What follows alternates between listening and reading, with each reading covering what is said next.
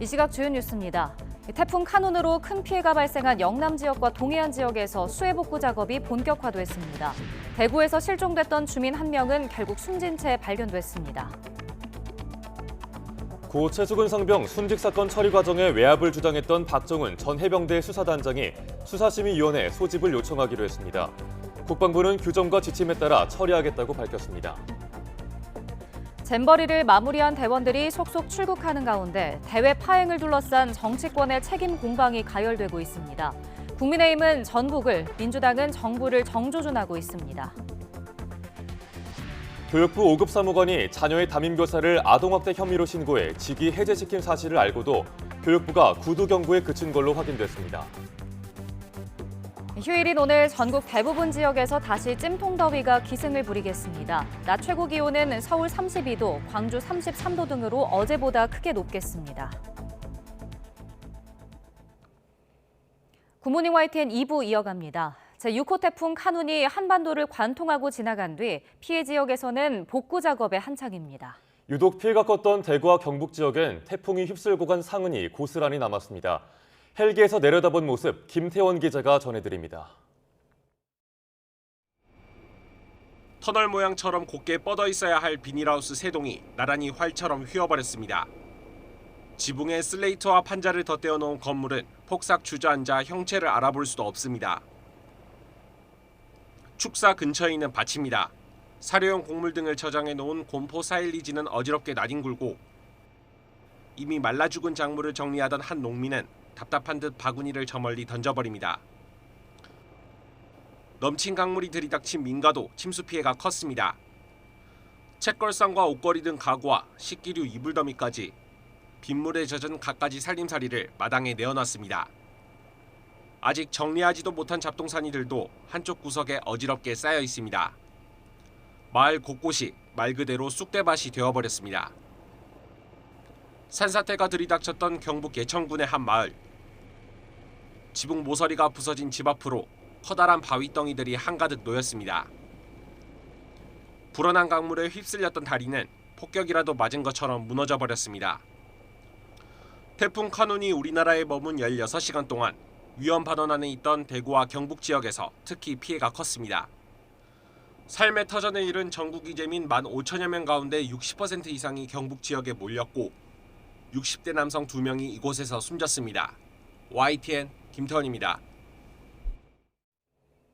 태풍 카눈으로 큰 피해를 본 대구 군위군에서도 본격적인 복구 작업이 시작됐습니다. 주민과 봉사자들은 무더위에 바닥까지 펄로 뒤덮인 열악한 환경에서 구슬땀을 흘리고 있습니다. 김근우 기자가 취재했습니다.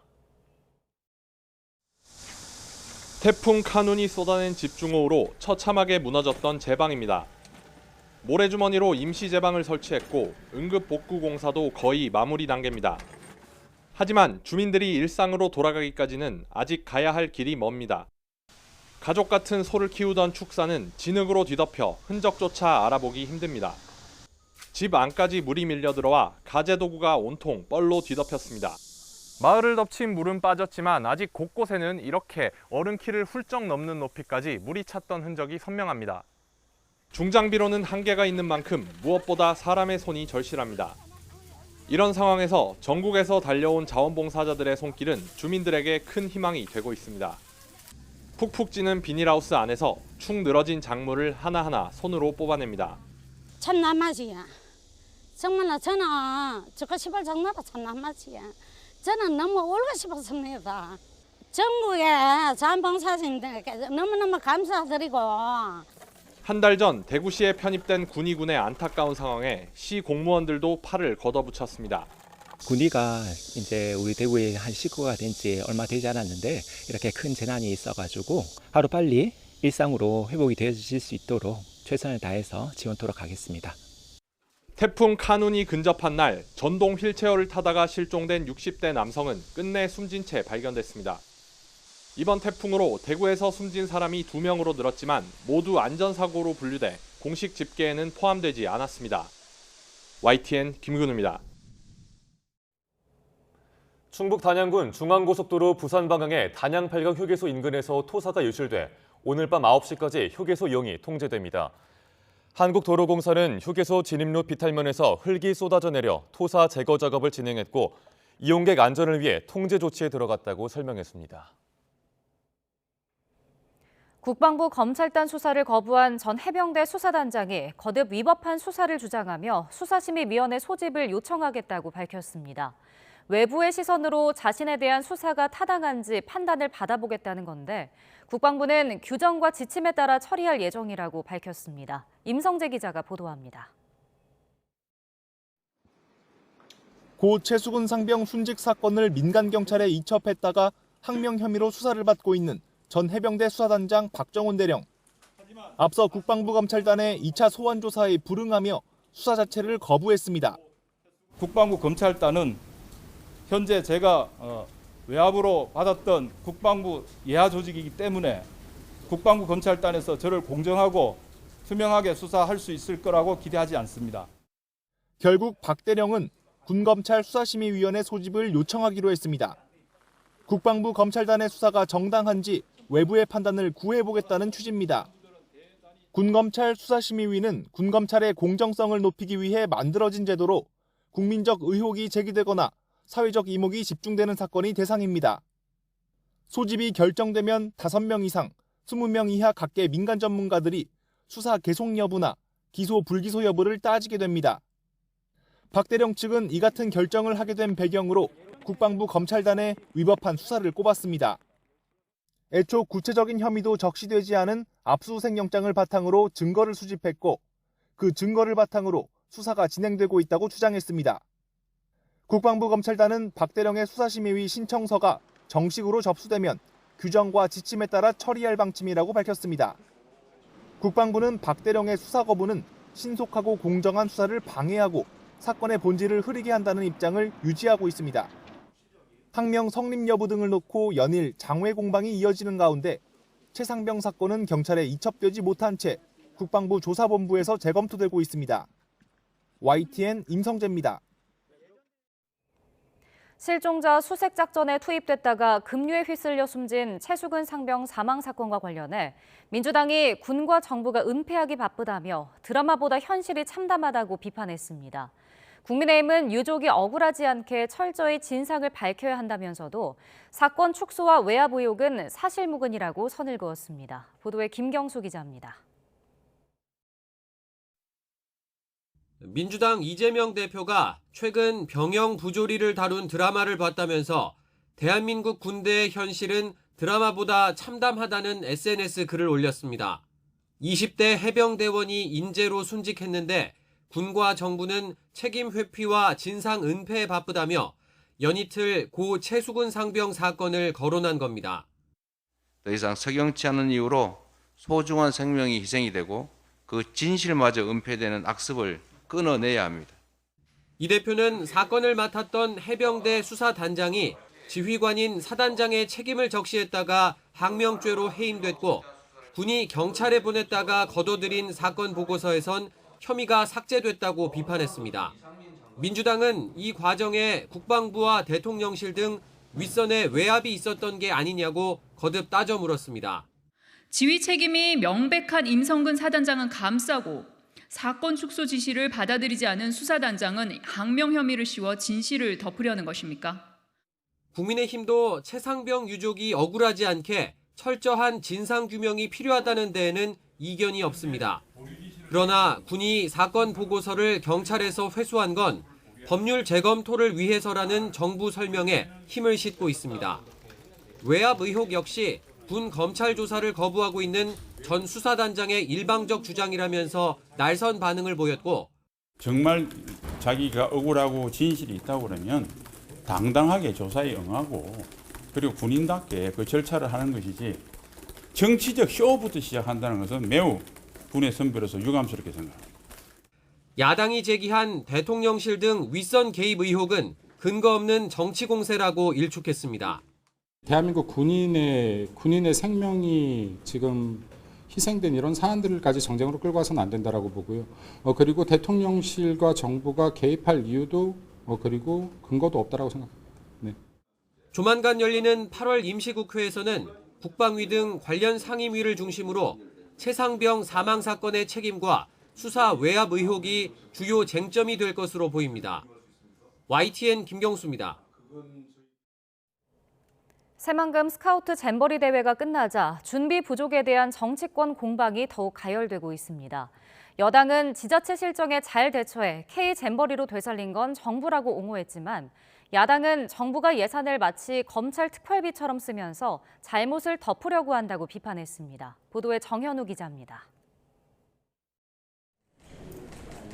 한덕수 국무총리는 비상대책반 회의에서 폐영식과 K-팝 공연을 끝으로 잼버리 대회가 성공적으로 마무리됐다고 평가했습니다. 윤 대통령 지시에 따라 한국에 남은 대원들의 추가 일정도 최대한 지원하겠다고 강조했습니다. 각 부처와 지자체에서는 지금 해주셨던 것과 같이 이들이 불편함이 없도록 기관장들께서 직접 꼼꼼히 챙겨주시기를. 여당도 처음과 달리 박수갈채 속에서 K 잼버리 대회로 마무리된 건 일사불란한 정부 대처 덕분이라고 두둔했습니다. 그러면서 전라북도를 겨냥해 해외 출장 등으로 혈세를 증발시키고 시설엔 제대로 투자하지 않았다며 일선 공무원들에 대한 조사 가능성까지 언급했습니다. 전북도 입찰 담당 공무원들과 공사 및 물품 공급 등을 수주한 지역업체 간에 이권 카르텔은 없었습니까?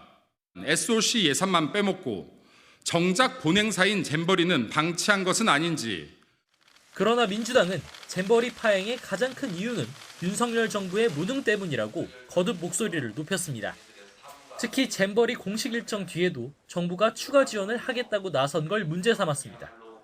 이미 새만금을 떠나 전국 각지에서 잼버리가 진행돼 추가 비용이 발생했는데 그동안의 정부 실정을 덮기 위해 또 국민 열세를 쌈짓돈 쓰듯 한다고 비판했습니다. 검찰총장 재직 시절 사용했던 특활비처럼 국가 예산도 그렇게 써도 되는 줄 아나 봅니다. 뒷수습에 들어가고 있는 돈 모두 우리 국민 혈세입니다. 국민의힘은 상임위를 중심으로 전라북도의 책임 규명에 집중한다는 방침이지만 민주당은 국정조사 추진 의지를 꺾지 않고 있습니다. 8월 임시국회 첫날인 오는 16일 행안위 전체회의가 열릴 예정으로 이상민 행안부 장관이 출석한 가운데 잼버리 파행 책임을 둔 여야 공방이 거셀 전망입니다. YTN 정현우입니다. 교육부 5급 사무관이 자녀의 담임교사를 아동학대 혐의로 신고해 직위해제시킨 사실을 알고도 교육부가 구두 경고에 그친 걸로 확인됐습니다. 교육부 공무원마저 제도적 거점을 악용했다는 비판이 나오고 있는데 전국 교사들은 주말 집회를 이어가며 개정법 추진을 촉구했습니다. 신지원 기자가 보도합니다. 왕의 DNA를 가진 아이니 왕자에게 하듯 듣기 좋게 말해달라. 안 된다거나 그만하라는 말을 절대 하지 말라. 교육부 5급 사무관 A씨가 초등학생 자녀의 담임교사에게 보낸 글입니다. A씨는 공직자 통합 메일을 이용해 자신이 교육부 직원임을 드러냈습니다. 그러면서 자신이 지난해 10월 말 또 다른 교사를 아동학대 혐의로 신고했던 문건을 보내며 위협했습니다.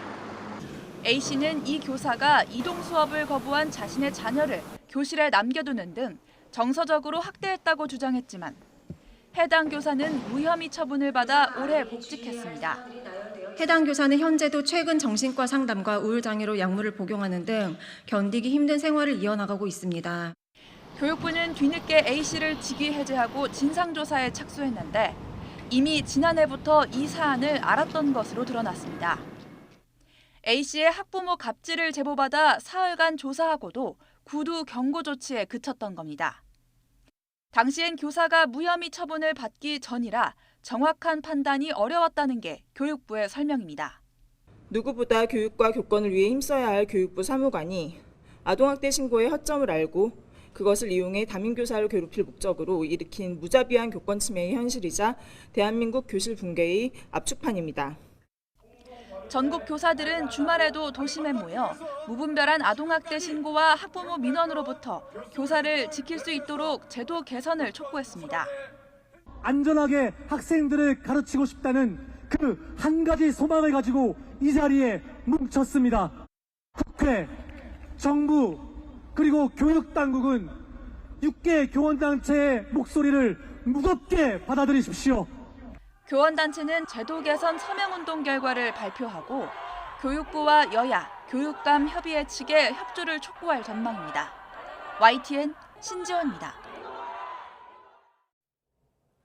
지난해 우리은행에 이어 올해 BNK 경남은행까지 수백억 원대 횡령 사건이 잇따르고 있습니다. 대부분 오랜 기간에 걸쳐 이루어져 은행 내부 통제에 문제가 있다는 지적이 나옵니다. 이형원 기자입니다. 고객이 믿고 돈을 맡기는 금융사에서 횡령 사고가 잇따르고 있습니다. 역대 가장 큰 규모는 지난해 우리은행 직원의 700억 원대 횡령입니다. 이번에 터진 BNK 경남은행이 두 번째로 금액은 500억 원이 넘습니다.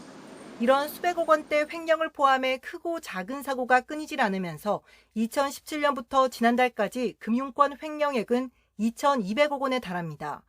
대부분 오랜 기간에 걸쳐 이루어지고 뒤늦게 적발되면서 피해가 컸습니다. 전문적으로 아는 개인 직원들에게 너무 심하게 의존하는 일들이 있었던 거고, 횡령 금액에 비해서 그 회수된 액수를 보면 한 7%, 8%밖에는 안 된다라고 해요. 앞서 금융감독원은 지난해 우리은행 횡령 사고 이후 내부 통제 혁신 방안을 마련했습니다. 장기 근무자 비율을 제한하고 순환 근무를 정착시키는 게 골자입니다. 특히 장기 근무를 승인할 때는 채무 투자 현황을 확인해 사고 위험을 줄이도록 했습니다. 하지만 1년 만에 또 초대형 횡령 사고가 터지면서 이런 방안의 실효성에 의문이 제기될 수밖에 없습니다. 금감원이나 이런 입장에서는 내부 관리가 잘못된 것이 아니냐, 그 프로토콜 같은 것들이 완전히 잘 되어 있느냐, 이런 것들에 대한 전반적인 우려가 있다라고 아마 보시면 될 것 같습니다. 이에 금융사 최고 경영자에게 횡령 사건에 대한 책임을 물어 경각심을 높여야 한다는 지적까지 나오고 있습니다. 금융당국은 이런 점을 고려해 내부 통제 혁신안의 부족한 부분을 올해 안으로 보완하기로 했습니다. YTN 이영원입니다. 초등학생이 포함된 10대 청소년 4명이 훔친 전기차를 타다 사고를 낸 뒤 달아나 경찰이 행방을 쫓고 있습니다. 대전 유성경찰서는 훔친 전기차를 몰다가 사고를 낸 초등학생 12살 A군을 붙잡고 동승자 중학생 3명의 행방을 찾고 있다고 밝혔습니다. 이들은 어제 오전 10시 10분쯤 대전 유성구 외삼동의 한 도로에서 무면허 운전을 하다 인근 주유소 앞에 세워둔 가격표 간판을 들이받은 혐의를 받고 있습니다.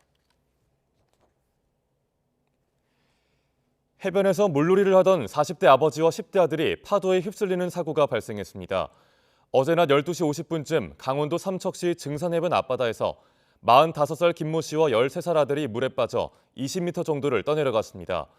사고 당시 이들 부자는 구명조끼를 착용하지 않았고 출동한 해경에 구조됐습니다.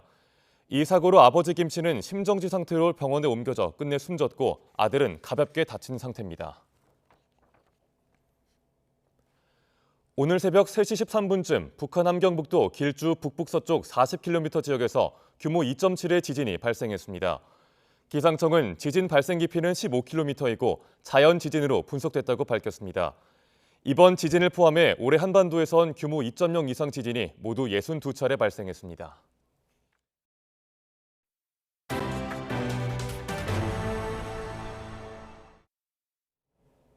윤석열 대통령이 취임 후 두 번째로 광복절 경축식에 참석합니다. 지난해 자유를 33번 외쳤던 경축사에 이어 올해는 건국의 의미를 짚을 거란 전망이 나옵니다. 내일은 임시 국무회의에서 광복절 특별사면 명단을 의결합니다. 강희경 기자입니다. 지난해 광복절 경축사의 키워드는 단연 자유였습니다. 우리의 독립운동은 끊임없는 자유 추구의 열정과 과정으로서 현재도 진행 중이며 앞으로도 계속될 것입니다. 두 번째 광복절 메시지에도 자유를 찾기 위한 여정이 여전히 진행되고 있다는 점이 담길 것으로 보입니다. 특히 좌우 진영 간 논란이 계속되는 건국의 의미를 다시 한번 짚을 거란 전망이 나옵니다. 지난 9일 독립유공자 유족과의 오찬에서 윤석열 대통령이 독립운동이 즉 건국운동이었다고 한 대목을 주목해야 한다고 대통령실 관계자들은 말합니다. 우리의 독립운동은 국민이 주인인 자유민주주의 국가를 만들기 위한 건국운동이었습니다. 인류 전체의 관점에서도 보편적이고 정의로운 것이었습니다. 윤 대통령은 비공개 오찬에서 이승만 전 대통령 기념관 건립에 협조를 당부하고 이 전 대통령과 김구 선생의 편을 나눠선 안 된다고 지적한 것으로 전해졌는데 경축사 메시지를 통해 이승만 재평가 논의에 거듭 불을 지필 가능성이 제기됩니다. 대통령실 고위 관계자는 우리나라를 자유와 인권, 법치의 나라로 세우는 것, 그리고 보편적 가치를 가진 나라들과의 연대로 나아가는 것이 모두 독립운동 정신이라고 설명했습니다. 지난해와 달리 이번엔 위안부 등 과거사 문제를 언급할지, 최근 북한 도발이 이어지는 가운데 강경한 대북 관련 메시지를 내놓을지도 관심입니다. 광복절을 앞두고 윤석열 정부 들어 세 번째 특별 사면도 단행됩니다. 이중근 부영그룹 회장 등 재계 인사와 코로나19 방역수칙 위반으로 처벌받은 소상공인 등이 사면 대상에 포함된 것으로 전해졌습니다. 명단은 윤 대통령 재가와 임시 국무회의 의결을 거쳐 확정됩니다. 김태우 전 강서구청장 등 사면 대상자를 둘러싼 논란이 이어지는 가운데 윤 대통령이 어떤 의미를 부여할지 주목됩니다. YTN 강희경입니다. 일본 내 유일한 생존 독립유공자이자 광복군인 오성규 지사가 고국으로 돌아옵니다. 국가보훈부는 오늘 오전 김포공항에서 오 지사의 환국 환영 행사를 개최한다고 밝혔습니다. 올해 100세인 오 지사는 일제강점기 주태석이라는 가명으로 중국 만주 봉천 소재 동광중학을 중심으로 항일운동을 전개했으며 이후 광복군 제3지대에 입대한 뒤 1945년 5월 한미합작 특수훈련을 받고 국내 진공작전을 준비하던 중에 광복을 맞았습니다. 흉악범죄 처벌을 강화하기 위해 가석방 없는 무기형을 신설하는 방안이 추진됩니다. 법무부는 내일부터 다음 달 25일까지 가석방을 허용하지 않는 무기형을 추가한 형법 개정안을 입법 예고합니다. 개정안은 무기형을 가석방이 허용되는 무기형과 허용되지 않는 무기형으로 구분해 가석방이 허용되는지를 법원이 함께 선고하도록 했습니다. 법무부는 입법 예고 기간 의견 수렴을 거쳐 개정안을 확정할 계획입니다. 국제 유가 상승세가 이어지는 가운데 국내 주유소 휘발유와 경유 가격이 5주째 올랐습니다. 한국석유공사 유가정보 시스템 오피넷에 따르면 이달 둘째 주 전국 주유소 휘발유 평균 가격은 지난주보다 56.2원 오른 리터당 1,695원이었습니다. 경유 가격은 지난주보다 74.6원 상승한 1,526원으로 집계됐습니다. 대한석유협회 관계자는 국제 석유 제품 가격 상승이 연동해 국내 판매 가격도 상승세를 이어가고 있다며 재고도 감소하고 있어 가격이 당분간 계속 오를 걸로 보인다고 설명했습니다. 고용 불안에 고금리까지 겹치면서 사회초년생들의 빚 부담이 더욱 커지고 있습니다. 특히 이들의 주택담보대출 연체율이 역대 최고 수준으로 나타났습니다. 엄윤주 기자가 보도합니다. 경기 침체가 이어지는 가운데 취업 전선에 뛰어든 청년들의 고민은 갈수록 깊어지고 있습니다. 양질의 일자리 자체가 많다고는 생각하지 않아요. 대부분 취업한 애들 보면은 그 회사에 들어갔을 때 정말 만족하고 내가 일을 하면서 보람을 느낀다는 사람을 많이 본 적이 없고, 일자리를 구했더라도 시간제 채용 형태가 많아 구직 활동은 계속해야 하는 게 현실입니다. 좀 더 불안하다고 느껴지는 경우가 많은 것 같아요. 단순히 6개월 하고 바로 또 다른 일을 하는 게 아니라 다른 취업을 하는 데 있어서 시간이 걸리니까 그런 게 되게 시간적으로도 아깝고. 이렇다 보니 청년층 취업자 수는 9개월째 감소세를 이어가고 있습니다. 문제는 이들의 고민이 일자리에만 그치지 않는다는 겁니다. 주거 문제까지 겹치면 암담하기만 합니다. 고정적인 소득이 없는 상황에서 부모의 도움이 없다면 은행 대출을 이용할 수밖에 없는데 최근 금리까지 올라 부담은 더욱 커졌기 때문입니다. 처음 대출했을 때는 이제 금리가 좀 낮았었는데 이번에 코로나 끝나면서 금리가 많이 올라서 이제 그 이자가 굉장히 많이 늘었어요. 그 결과 지난 2분기 말 만 20대 이하 연령층의 주택담보대출 연체율은 사상 최고치를 기록했습니다. 잔액도 5년 전과 비교하면 2배 넘게 불어난 수준입니다. 이들이 잡을 때 또 얼마나 급하게 또 잡아야 되고 여러 가지 것들이 맞물리면서 마치 사회 나올 때 발생했던 격차가 어떻게 보면 평생 메꿔지지 않는 격차로 갈 수 있는 단초가 될 수 있다는 점에서 앞서 한국은행도 2030 청년층들의 부실대출 문제를 주목할 필요가 있다고 역설한 만큼 이들을 위한 금융당국 차원의 대책 마련이 필요해 보입니다. YTN 엄윤주입니다.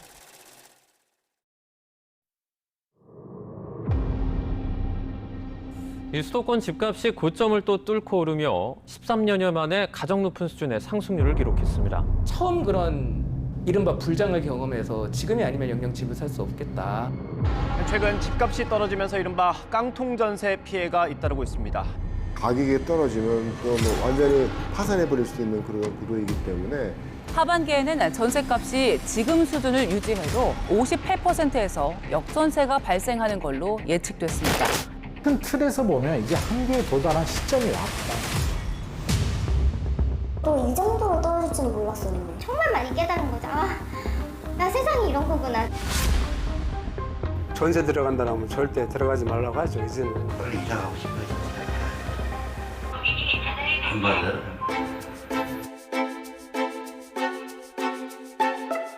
잘못하면은 나뿐만 아니라 세입자까지도 위기에 빠뜨리는 부메랑이 될 수 있다는. 이 전세 시스템이 갖고 있는 리스크를 충분히 인지를 해야죠.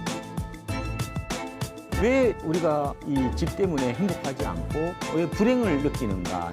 전세 제도를 수술할 수 있는 골든타임의 막바지라고 봐요, 지금.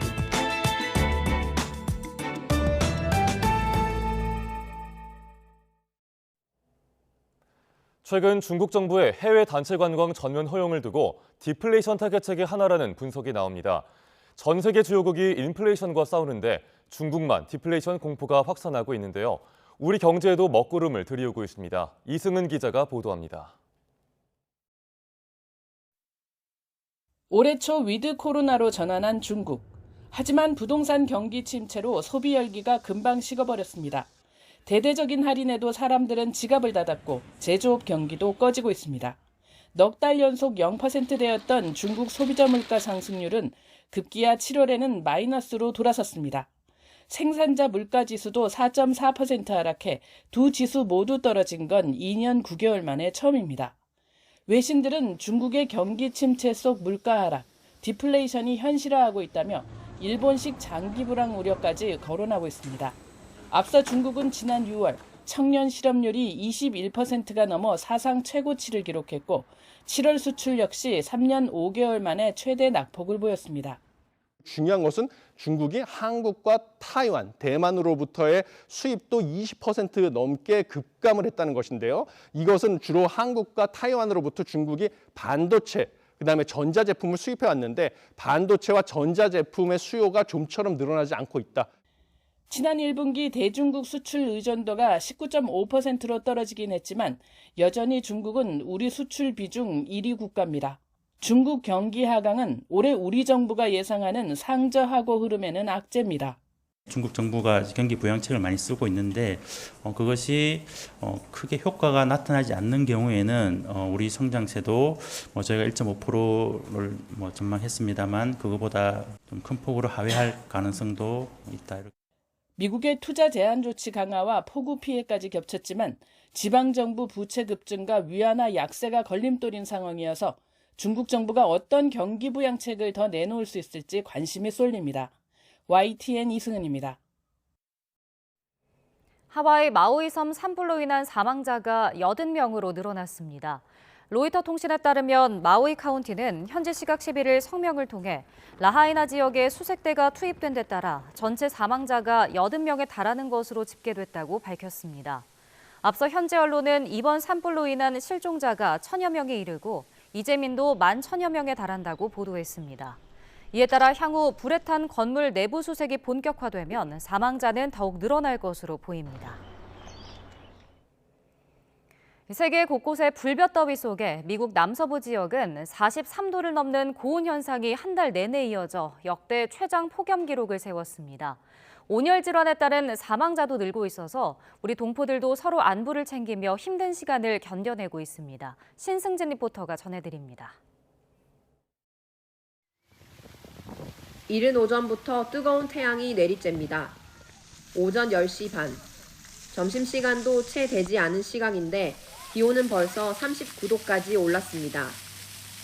아이들은 시원한 물줄기를 가로지르며 잠시나마 더위를 달래봅니다. 7월 한 달은 시원한 날이 하루도 없이 계속 더웠던 것 같아요. 야외로는 거의 나오지 않는데 이제 수영장이나 이렇게 물놀이 할 곳이 있으면 이제 찾아오는 거예요. 다른 데는 너무 더워서 나올 수가 없죠. 그죠? 애리조나주 대표 도시 피닉스가 불볕더위에 달아오르고 있습니다.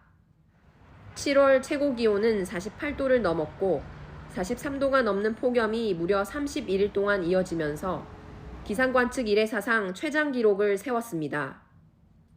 이전 최고 기록인 1974년에 18일 연속 폭염을 훌쩍 뛰어넘은 겁니다.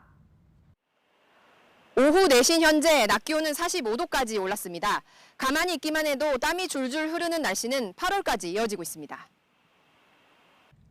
이처럼 견디기 힘든 더위가 기승을 부린 데에는 북반구 전역에 퍼진 이른바 열돔 현상이 주요 원인으로 꼽힙니다. 타는 듯한 더위에 동포들도 힘든 시간을 보내고 있습니다. 올해가 가장 더웠던 것 같아요. 거의 뭐 섭씨로 따지면 한 48도 그 정도까지도 막 올라가고 그랬는데 실내에서는 에어컨을 계속 틀어야 되거든요. 그래서 전기 요금 같은 경우가 이번 달에 7월 달에는 거의 한 800불 정도 나왔습니다. 상황이 이렇다 보니 에어컨 등 가전제품이 고온을 견디지 못하고 고장나는 사례도 잇따릅니다. 냉장고와 에어컨 등의 가전제품은 섭씨 40도가 넘어가면 콘덴서나 컴프레서에 무리가 가게 돼 있습니다. 저희 서비스 센터에서도 지금 고객들의 문의 요청이 30% 정도 증가한 상태입니다. 이상고온으로 온열 질환자가 늘어나는 등 건강에도 심각한 위협이 되고 있습니다. 때문에 동포들은 야외 활동 시간을 줄이고 서로 건강 상태와 안부를 수시로 확인하면서 더욱 주의를 기울이고 있습니다. 매월 한 번씩 모여서 소식도 전하고 안부도 묻고 그다음에 서로들 전화들도 하고 그렇게 해서 이 더위를 잘 극복할 수 있도록 노력을 하고 있습니다. 이 덥고 아리조나가 특히 건조하기 때문에 습도가 15%, 20% 미만인 때는 땀이 나면서 그대로 건조가 됩니다. 건조가 되기 때문에 땀이 나는 것 같지 않지만은 끊임없이 이 더운 날씨에는 나고 있으니까 수분 섭취를 해서 우리 몸의 균형을 잃지 말아야 됩니다. 야외 활동을 하신 후에는 충분한 휴식이 필요합니다.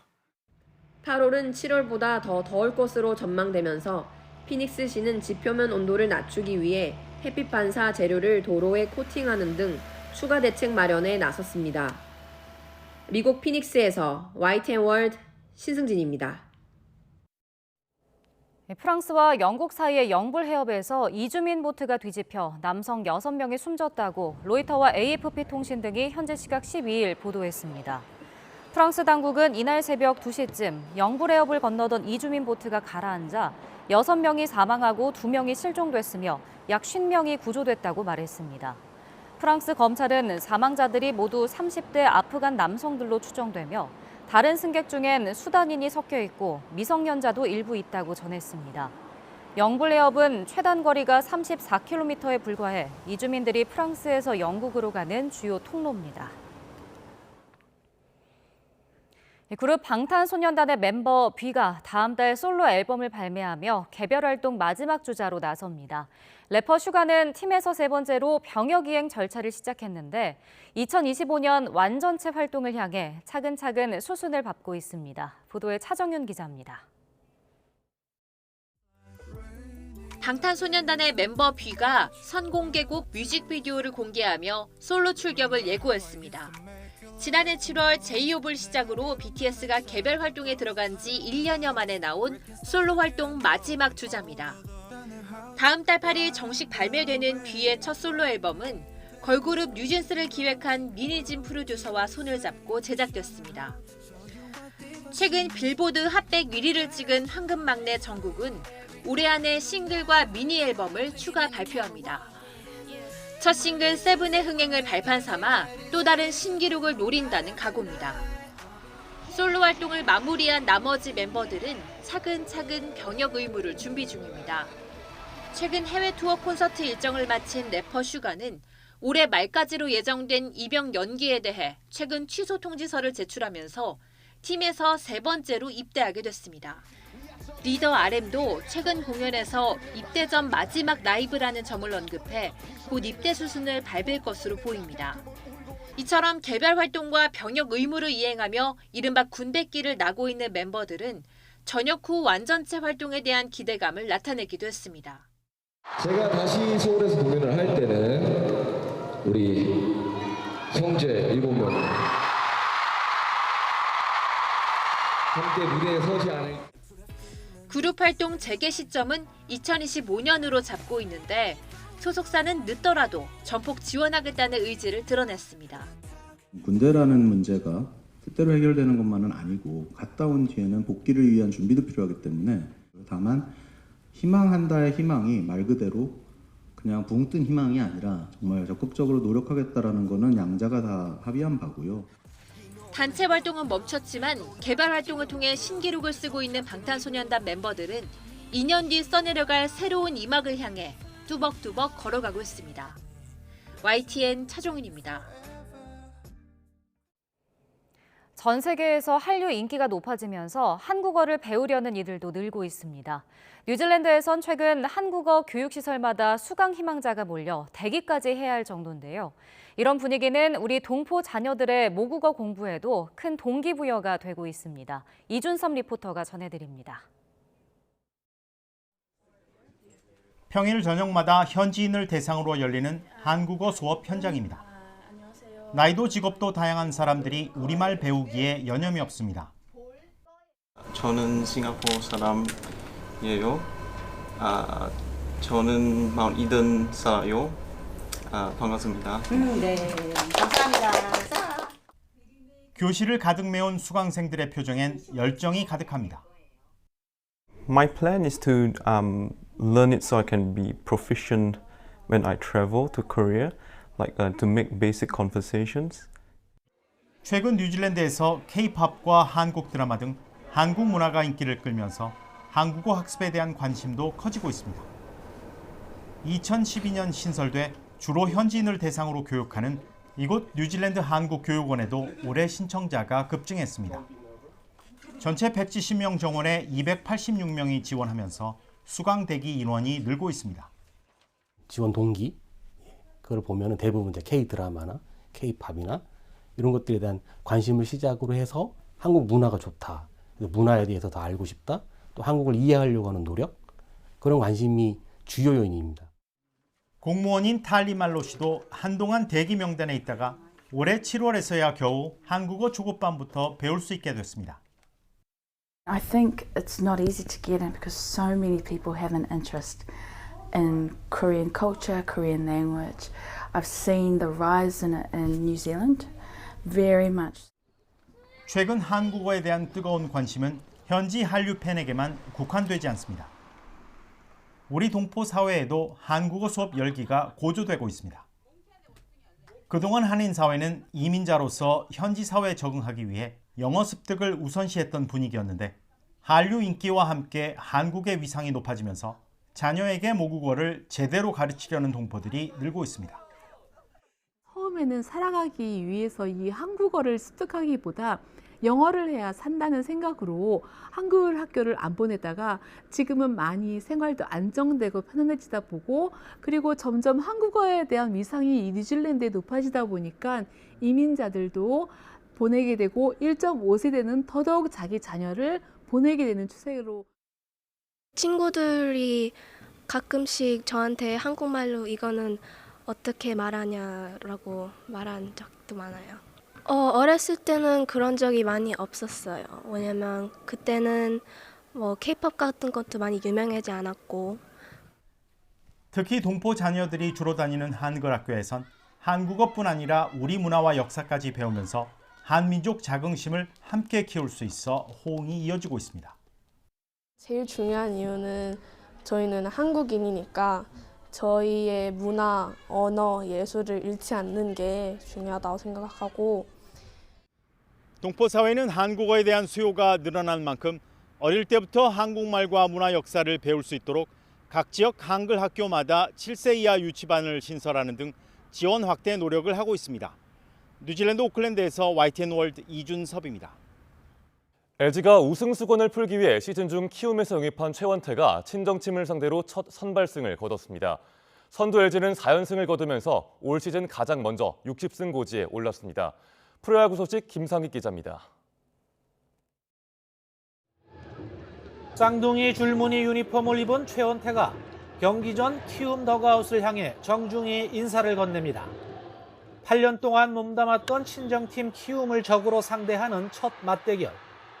1회 수비 실책과 연속 안타로 선취점을 내주더니 4회에도 적시타를 맞고 추가점을 내줬습니다.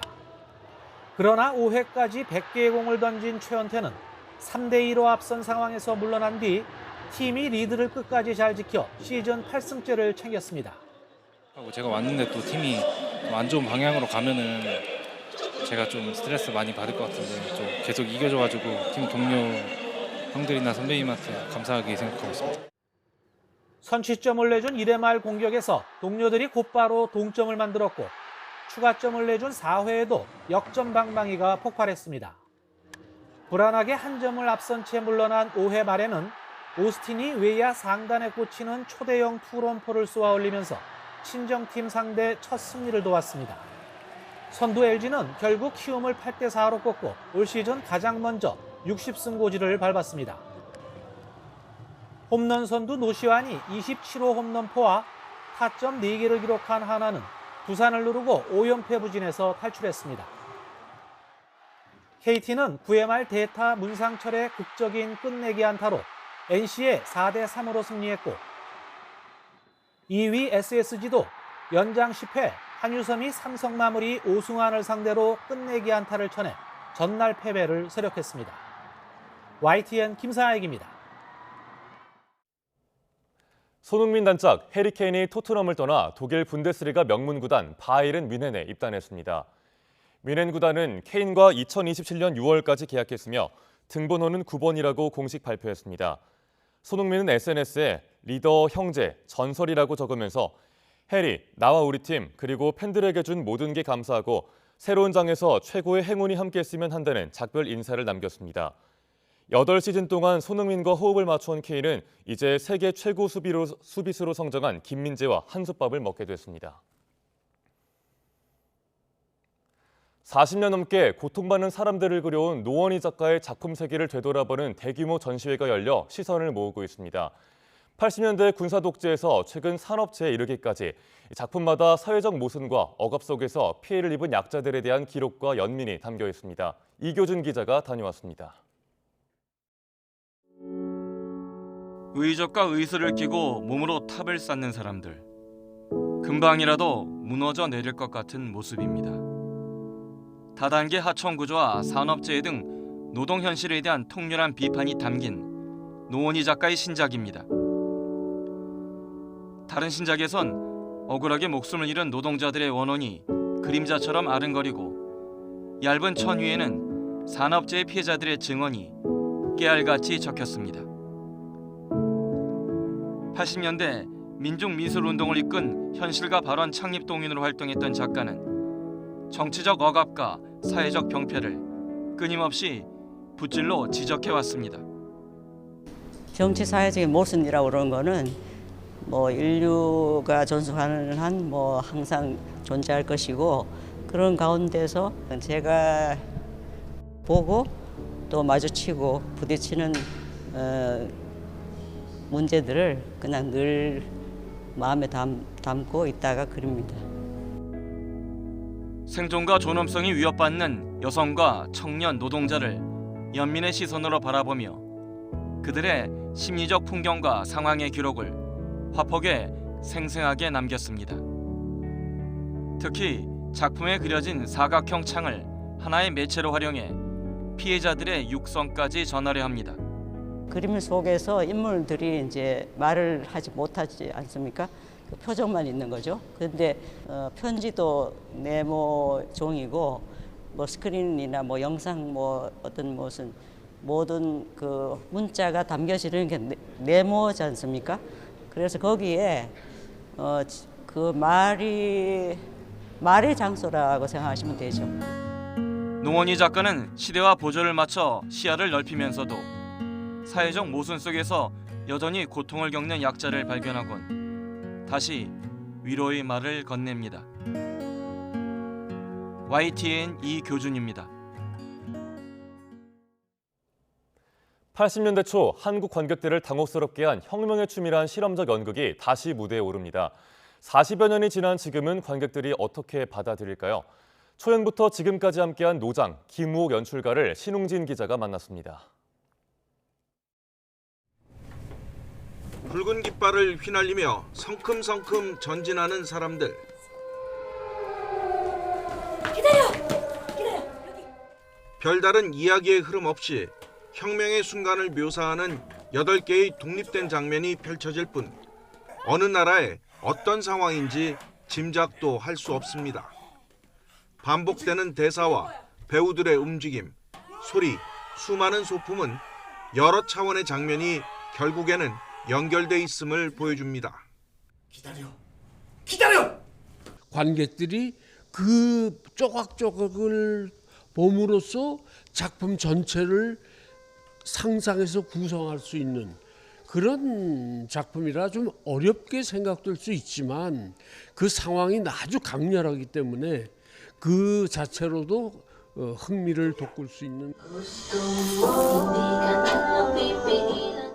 구조주의 연극 대가인 마이클 허비의 희곡 혁명의 춤은 지난 1981년 김우옥 연출이 처음으로 한국에 소개했습니다. 지난 2000년이 마지막 무대였는데 올해 89살의 노장은 연극계 다양성을 위해 23년 만에 다시 이 작품을 선택했습니다. 우리가 그 음식을 먹을 때 여러 다른 음식을 즐기듯이 연극을 보는 사람들도 한 가지 색깔이 아니라 여러 가지 다른 색깔이 필요하다고 생각하고 그 중에 한 색깔이 바로 혁명의 춤이다. 김우옥 연출은 지난해 겹괴기담으로 복귀해 한국연극평론가협회가 선정한 올해의 연극 베스트 3를 수상하며 노익장을 과시하고 있습니다. 구순을 앞둔 실험극의 대가는 이제 우리 관객도 혁명의 춤 같은 연극을 충분히 받아들이게 됐다며 계속 왕성한 작품 활동을 예고했습니다. 그 당시에 81년에 초연을 했을 때 많은 관객들이 당혹스러워했거든요. 근데 지금은 하자마자 그 영상에 매료되어 가지고 아주 환호하는 그런 젊은 관객들이 굉장히 많아졌습니다. YTN 신홍진입니다. 성별에 따른 역할이 명확히 구분되어 있는 의례 문화 중 하나가 장례 문화일 텐데요. 생전 고인과 가까웠어도 여성이란 이유로 장례식에서는 소외되는 모습들을 자주 볼 수 있습니다. 장례에서의 성차별, 이승찬 기자가 짚어봤습니다. 사랑하는 사람을 보내는 마지막 순간, 장례식. 장례식에서 사람들은 고인의 마지막을 추모하고 애도하며 슬퍼합니다. 우리나라 장례식에서는 성별에 따라 역할이 달라집니다. 남자가 상주를 맡아야 하고 영정사진은 여자가 들면 안 된다. 장례에서 의사결정은 남자가 해야 한다 등등. 아버지의 임종과 장례, 그 후 이야기를 책으로 써낸 오채원 씨도 차별을 겪었다고 말합니다. 아버지를 보내드리는 준비를 할 때 제가 조금 더 적극적으로 하는 위치에 있었어요. 남동생에게 그 상주 완장을 채우는 것에서부터 이게 뭔가 다르구나. 같은 상복을 물론 입고 있지만 그 완장을 찬다는 거는 굉장히 상징적인 의미가 있잖아요. 대표성이 있으니까 남성이기 때문에 이제 우리 가족을 대표하게 되나 보다. 아예 대놓고 고모부 안 계세요? 전통과 관행이라는 이름 아래 장례식에서 여성은 철저히 주변화되어 왔습니다. 남동생이 가장 위에 있고 제일 위에 상석, 제일 위에 있고 그다음에 동생 부인인 올케가 있고 그다음에 제가 서고 그다음에 저희 어머니가 서는 내 위치가 여기구나. 이게 우리 사회에서 생각하는 어떤 통념적인 지위, 위계구나라는 그걸 그 상조 업체에서 알려줬어요. 그렇게 서라고. 상조회사 홈페이지에 있는 장례 정보입니다. 여자 상주는 안상주로 구분하고 남자 상주와는 서는 위치도 달라집니다. 복장에서도 차이가 나타납니다. 상주를 나타내는 완장도 남자 상주만 차는 걸로 표현돼 있습니다. 또 다른 상조회사에 자녀가 딸밖에 없다고 문의를 해보니 사위나 집안에 다른 남자는 없냐는 답변이 돌아옵니다.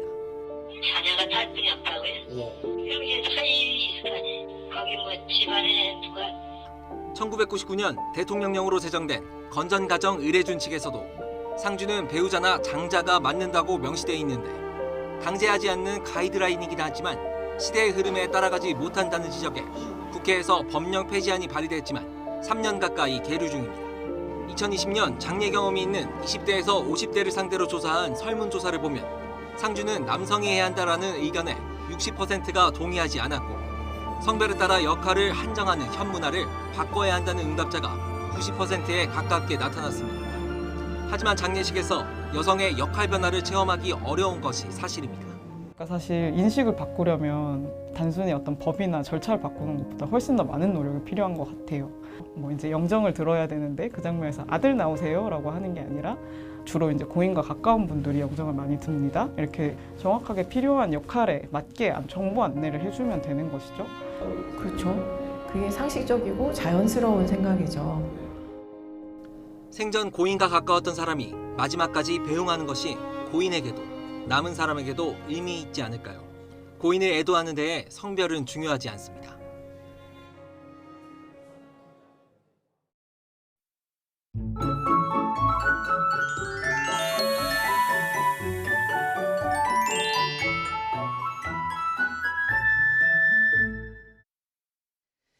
현재 충청과 호남, 경남을 중심으로 안개가 짙습니다. 이른 아침 집을 나서는 분들은 안전운전해 주시길 바랍니다. 오늘은 전국이 푹푹 찝니다. 영남과 전남을 중심으로 폭염특보가 내려져 있고요. 오늘 서울의 낮 기온은 32도까지 올라서 어제보다 8도나 높아서 덥겠습니다. 더위에 지치지 않도록 수분 섭취 수시로 해주시길 바랍니다. 소나기 소식도 있습니다. 강원 산지와 충청 남부인데요. 돌풍과 벼락을 동반해서 요란하게 내릴 것으로 보입니다. 현재 기온은 서울이 23.2도, 대구가 23.3도고요. 낮 기온은 서울이 32도, 대전과 대구도 32도까지 오를 것으로 보입니다. 광복절인 화요일엔 영동 지방에만 비 예보 들어 있습니다. 날씨였습니다. 네, 이상으로 굿모닝 YTN 2부 마칩니다. 잠시 후 3부가 이어집니다. 시청해주신 여러분 고맙습니다.